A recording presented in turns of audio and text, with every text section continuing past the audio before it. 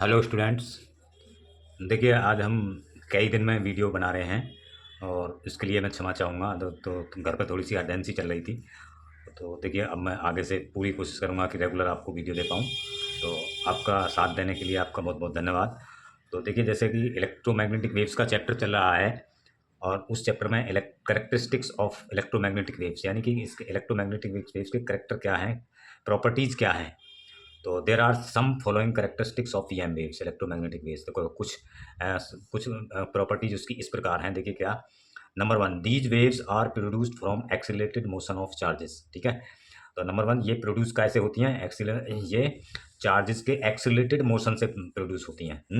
या दूसरे शब्दों में कह सकते हैं, दूसरे इन अदर वर्ड्स कह सकते हैं, एक्सीलरेटेड चार्ज पार्टिकल्स से।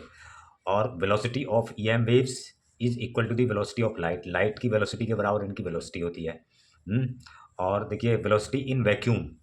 तो वैक्यूम में वेलोसिटी कितनी होती है?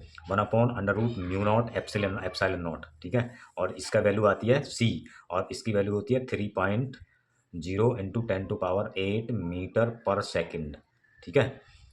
और अगर किसी मीडियम में है तो मीडियम में 1/√μ म्यू अपॉन एप्सिलॉन। और जब इसकी वैल्यू निकालेंगे हम तो वो इससे कम आती है। तो मीडियम में, किसी भी मीडियम में इनकी वेलोसिटी कम हो जाती है। ठीक है, घट जाती है। तो अब देखिए, अगला नंबर क्या है? No medium required for propagation. किसी भी मीडियम की आवश्यकता नहीं है। ठीक है। तो ये किसी भी मीडियम की आवश्यकता नहीं है इनके लिए। तो दूसरे दूसरे का क्या है? देखिए, ये अगला नंबर है नेचर। इनकी नेचर ट्रांसवर्स होती है, ट्रांसवर्स वेव। ये ट्रांसवर्स वेव होती हैं। ट्रांसवर्स वेव का मतलब है जो इनके वो इलेक्ट्रिक फील्ड है और मैग्नेटिक फील्ड है, वो ट्रांसवर्स वेव में की क्या क्या प्रॉपर्टी होती है कि उसमें जो मीडियम के वेव्स हैं, मीडियम के पार्टिकल्स हैं, वो परपेंडिकुलर वेव प्रोपेगेशन के परपेंडिकुलर ऑसिलेट करते हैं। तो यहाँ भी ये प्रोपेगेशन की डायरेक्शन के परपेंडिकुलर दोनों इलेक्ट्रिक फील्ड वेक्टर और मैग्नेटिक फील्ड वेक्टर ऑसिलेट करते हैं। ठीक है। Electric field vector E and magnetic field vector B are in same phase. ये सेम फेज में होते हैं। ठीक है। But oscillate mutually perpendicular. परंतु ये जो है एक दूसरे के परपेंडिकुलर क्या करते हैं? ऑसिलेट करते हैं। एंड फेज डिफरेंस क्या होता है इनमें? π/2 का। ठीक है। तो π/2 का फेज डिफरेंस होता है। नंबर अगला है, EM waves carry energy and momentum.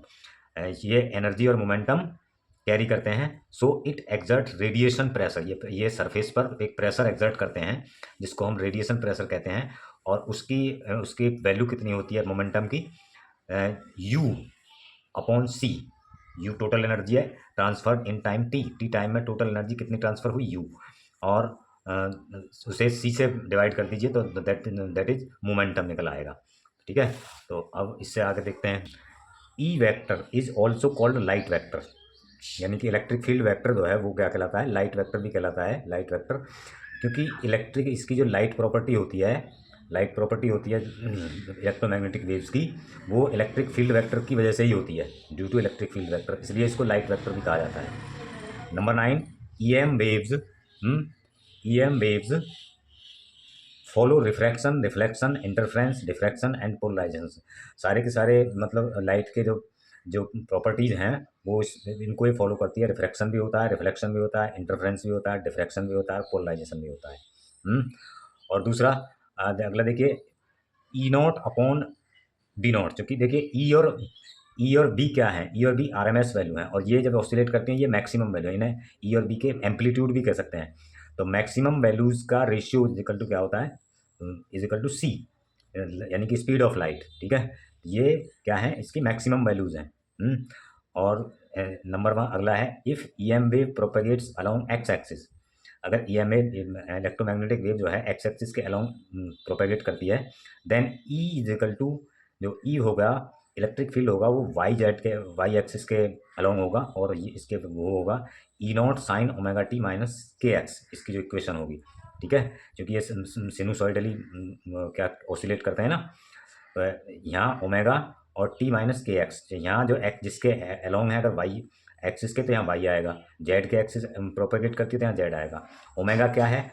Frequency है, एंगुलर फ्रीक्वेंसी। और के है आपकी वेव नंबर, या वेव वेक्टर भी कह सकते हैं, अमाउंट ऑफ वेव वेक्टर। ठीक है, जिस डायरेक्शन में ये मूव करती है। और इसी तरह से बी जो है, जब एक्स एक्सिस के अलोंग ये प्रोपेगेट कर रही है तो ई तो वाई एक्सिस के अलोंग होगा, बी जेड एक्सिस के अलोंग होगा के, तो इसका वो होगा B not sine omega T minus K X. अब देखिए ये क्या है यहाँ, अब यहाँ है आपका देखो, यहाँ पे है जब ये एक्स एक्सिस के अलोंग मूव कर रही है तो ई जो है एक्स एक्सिस और जेड एक्सिस के अलोंग जीरो होगा ई वेक्टर, ठीक है, ये वाई एक्सिस के अलोंग होगा।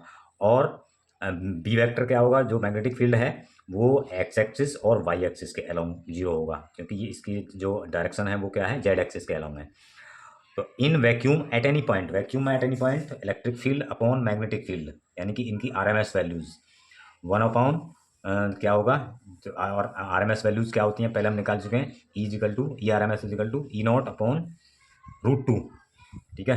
तो 1/म्यू नॉट एप्सिलॉन नॉट के इक्वल आती है, इसका जो रेशियो आता है वो सी के इक्वल आता है, ठीक है। और ये आता है आपका, आप देखिए इन वैक्यूम, देखिए एनर्जी डेंसिटी क्या होती है 1/2 एप्सिलॉन नॉट ई स्क्वायर, और इलेक्ट्रिक फील्ड एनर्जी डेंसिटी, और मैग्नेटिक फील्ड एनर्जी डेंसिटी क्या होती है, मैग्नेटिक एनर्जी डेंसिटी होती है 1/2 B square upon mu not, ठीक है। और टोटल एनर्जी डेंसिटी हो गई U equal to U electric और प्लस यू मैग्नेटिक, इनको ऐड कर दीजिए निकल आएगी।